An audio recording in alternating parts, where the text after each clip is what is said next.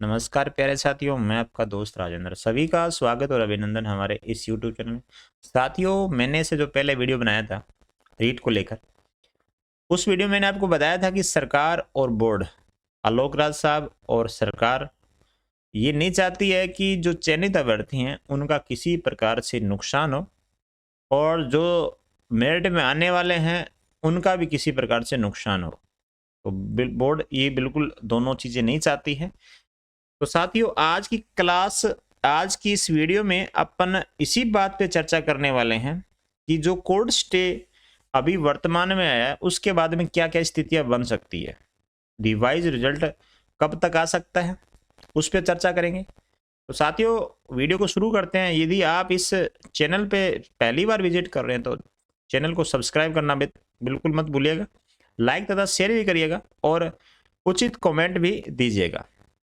देखिएगा, court stay के बाद में जो नए मोड हैं, नई स्थितियां जो बनने वाली है उस पर अपन चर्चा करेंगे। साथियों, स्थितियों पर अपन चर्चा करेंगे। उससे पहले आपको ये चीजें मैं थोड़ा सा, जो आलोक राज साहब का ट्वीट है उस पर अपन चर्चा कर लेते हैं। लेवल 2 भर्ती रिवाइज परिणाम में मैं नहीं चाहता कि कोई सफाई दूं, क्योंकि वक्त ही सही जवाब दे सकता है। बिल्कुल, ये जो बात कही है साथियों, बहुत ही प्यारी बात। यदि जल्दबाजी में किसी प्रकार के रिजल्ट निकाला जाता है जल्दबाजी में, तो नुकसान, एक पक्ष का नुकसान होना तय होता है साथियों। वो भर्ती कोर्ट में चली जाती है, उसके बाद में कुछ समय, साल 2 साल लग जाते हैं। इससे पहले भी जो भर्ती हैं उस पर भी ऐसा हुआ है। तो बोर्ड के जो अध्यक्ष हैं साथियों, वो बिल्कुल नहीं चाहते कि जल्दबाजी में कोई कार्य किया जाए, और जैसे जैसे समय निकलता जाएगा वैसे वैसे परिणाम आपके सामने आते जाएंगे। 18 प्रश्नों के उत्तर में बदलाव या डिलीशन है। आपको बता दूं, 18 प्रश्न ऐसे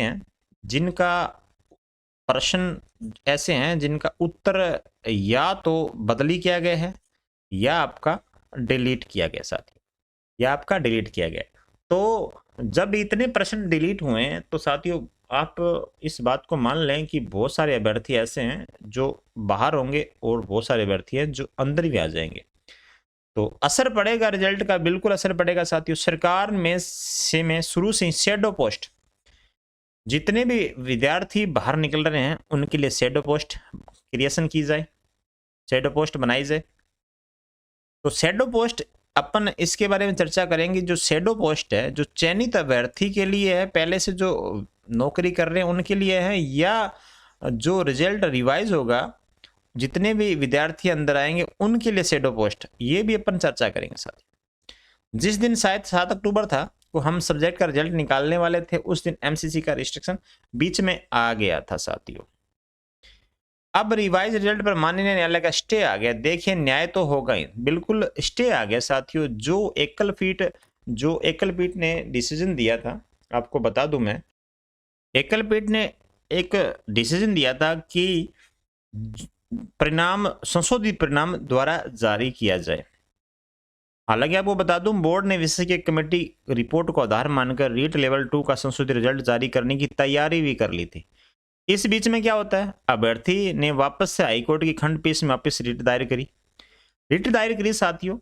क्या रिट दायर करी उन्होंने, आपको बता देता हूं साथियों। जो रिट दायर करी है उसमें लिखा गया है कि जो चयनित जो अभ्यर्थी हैं उन पे किसी प्रकार का प्रभाव ना पड़े। ये जो संशोधित रिजल्ट आएगा, चयनित अभ्यर्थियों पे प्रभाव पड़ रहा है, इस वजह से एक तो आपका इस पे स्टे आया है। दूसरा जो स्टे है, कारण क्या है उसका बता देता हूं आपको मैं, कि मेरिट की कोई बात नहीं करी थी। जब ये जो एकल पीठ ने बोला था कि इसका रिजल्ट रिवाइज निकाला जाए, तो उस पे मेरिट पे कोई चर्चा नहीं हुई कि मेरिट के जो अंदर आएंगे उनका क्या होगा, जो बाहर जाएंगे उन पे क्या होगा, कोई भी चर्चा नहीं करी थी। और मेरिट कितनी ऊपर जा सकती है, कोई नीचे जा सकती है, किसी प्रकार की इसमें चर्चा नहीं करी थी। इस वजह से क्या हुआ, इस वजह से माननीय न्यायालय ने क्या करा था, जो एकल पीठ का जो डिसीजन था उस पर स्टे लगा दिया। अब स्टे वैकेंट होगा, प्रयास किए जा रहे हैं। आगे देखिएगा, यदि आप समझते हो कि हम बस कैसे न कैसे रिजल्ट निकाल देते और जो मेरिट में आ रहे हैं वे ज्वाइन कर जाते, ऐसा नहीं होने वाला था। बिल्कुल, ये साथियों बहुत ही बोर्ड के अध्यक्ष हैं आलोक राज साहब, जब से अध्यक्ष बने, विद्यार्थियों की पॉजिटिव लेकर ही बात करते हैं। विद्यार्थियों का नुकसान किसी प्रकार से न हो, इसी बात पे वो हमेशा चर्चा करते रहते हैं। चयनित कैंडिडेट भी उसी दिन रिवाइज रिजल्ट पर स्टे लेते। आप सोचो, यदि संशोधित रिजल्ट पिछले महीने जब डेट दी थी उस डेट को ये निकाल देते तो रिजल्ट पे स्टे तो तभी आ जाता, रिजल्ट आ जाता, रिजल्ट पे स्टे उसी समय ले आते, तो भर्ती तो वहां भी अटकने वाली थी। तो इससे पहले ही ये आ गया, तो आप उनकी जगह होते तो आप भी शायद स्टे लाते। बिल्कुल, जो चयनित अभ्यर्थी नहीं है उनके लिए कहा गया है, जो रिवाइज रिजल्ट निकालने के बाद में अंदर आने वाले थे उनके लिए कहा गया, यदि आप भी उस जगह होते तो आप भी ऐसा करते, क्योंकि समाज में एक प्रतिष्ठा बन चुकी है जो चयनित अभ्यर्थी हैं, सबको पता है इस चीज के बारे में।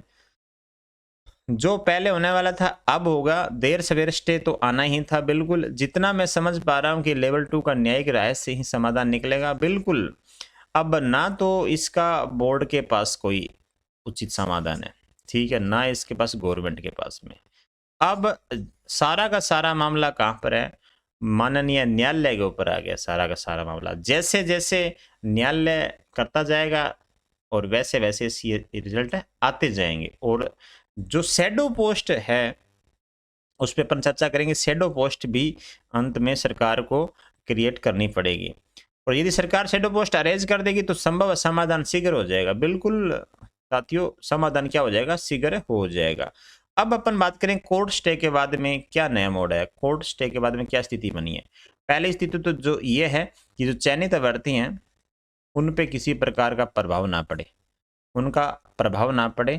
और कोर्ट क्या करे, कोर्ट ये डिसीजन निकाल दे कि जो चयनित अभ्यर्थी हैं उन पे किसी प्रकार का प्रभाव ना पड़े और रिवाइज रिजल्ट निकालो। और इसकी जगह क्या करो, इसकी जगह आप शैडो पोस्ट क्या कर दो, गवर्नमेंट से शैडो पोस्ट क्रिएट करा दो, ठीक है ना, क्रिएट हो जाए।